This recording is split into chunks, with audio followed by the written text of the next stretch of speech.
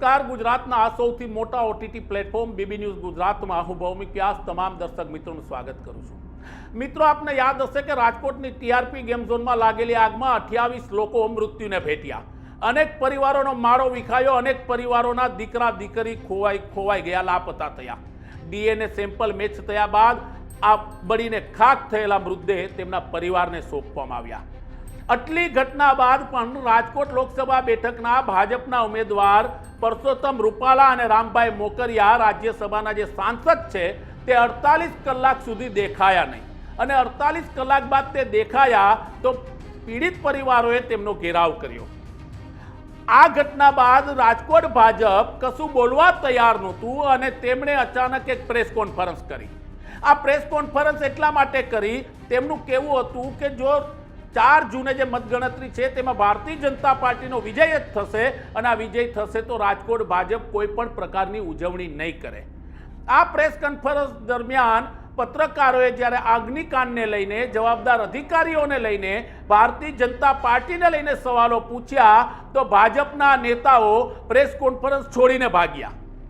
પરસોત્તમ રૂપાલા, રાજકોટ શહેર ભાજપ પ્રમુખ, રાજ્યસભાના સાંસદ રામભાઈ મોકરિયા અને રાજકોટના મેયર, પત્રકારોએ તેમને કીધું કે તમે ક્યાં હતા તે વાત ઠીક છે, પણ આ જવાબદારીઓ કોની આટલી મોટી દુર્ઘટના થઈ છે?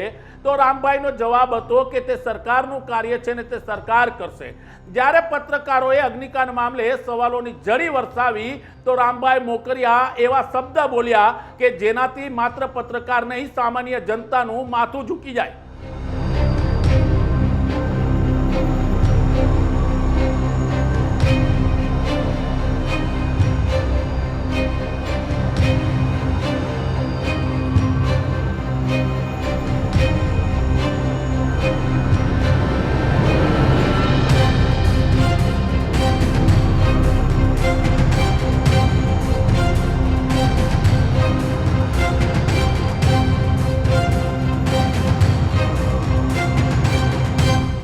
રામભાઈ મોકરિયા અને પરસોત્તમ રૂપાલા અને મેયર અને શહેર ભાજપ પ્રમુખે ત્યાંથી ચાલતી પકડી। એટલેથી ન અટક્યા પત્રકારોએ છેક દરવાજા લગી તે લોકોનો પીછો કર્યો અને સતત સવાલો કર્યા, પણ આ ભાજપના નેતાઓ આ સવાલોના જવાબ આપવાને બદલે, ગાજવાને બદલે લાજી રહ્યા હતા એવી સ્થિતિમાં મૂકી દીધા। તેમણે સવાલોના જવાબ તો ના આપ્યા, તેઓ પોતાની કારમાં બેસીને રવાના થઈ ગયા। મતલબ સાફ છે કે રાજકોટ શહેર ભારતીય જનતા પાર્ટી અગ્નિકાંડ મુદ્દે ક્યાંક ને ક્યાંક ભાગી રહી છે।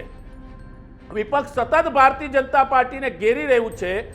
48 કલાક લગી જે ભાજપ દેખાયું નહોતું તે ભાજપના નેતાઓ વાહવાહી લૂંટવા પ્રેસ કોન્ફરન્સ કરતા હતા, અને આ જ પ્રેસ કોન્ફરન્સમાં જ્યારે પત્રકારોએ રાજકોટના અગ્નિકાંડના સવાલોના જવાબ માંગ્યા તો આ નેતાઓ પોતાની ખુરશીઓ છોડીને ભાગ્યા। પત્રકારોની ફરજ છે, મીડિયાની ફરજ છે, તમે પ્રજાકીય નેતાઓ છો, તમને ચૂંટીને મોકલીએ છીએ તો તમને સવાલ પૂછવાનો આ મીડિયાનો અધિકાર છે, તો તમે ભાગો છો કેમ? શું તમારા મનમાં કોઈ પાપ છે?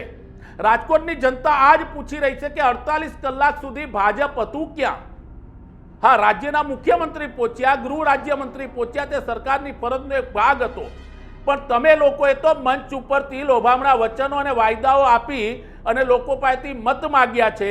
તમારું કામ પૂર્ણ થયું એટલે તમે ગાયબ થઈ ગયા અને હવે વાહવાહી લૂંટવા ફરી એકવાર મેદાનમાં આવી ગયા। તેથી પત્રકારોએ સવાલ પૂછ્યા, પણ કહેવાય છે કે રાજ્યસભાના સાંસદ રામભાઈ મોકરિયાએ કારમાં બેસતા પહેલા જે શબ્દ વાપર્યા છે તે શબ્દ સાંભળીને તમે પણ શરમમાં મુકાઈ જશો। નવા સમાચાર અને નવી અપડેટ સાથે અમે ફરી મળીશું, ત્યાં સુધી મને રજા આપશો। નમસ્કાર।